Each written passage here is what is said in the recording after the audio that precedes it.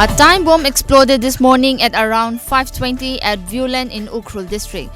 As per reports, the incident happened at the shop of one person named Makhal.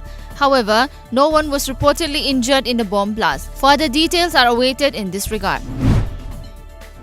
Miyamgi Numit and Hill Leaders Day is taking place at the Chief Minister's Secretariat, Imphal, starting from this morning. As a part of the initiative being taken by the Chief Minister N. Biren, many people from across the state gathered at the venue to share their issues with the Chief Minister.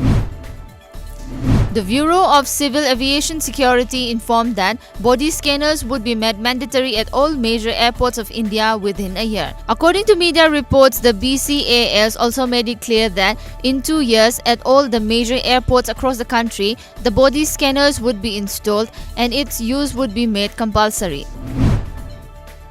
The state of Arunachal Pradesh under the leadership of Chief Minister Pema Khandu has been giving top priority to all the activities of sports and youth affairs. According to reports, the state is witnessing a spurt of growth and positive change in the field, said Sports and Youth Affairs Minister Mama Matung.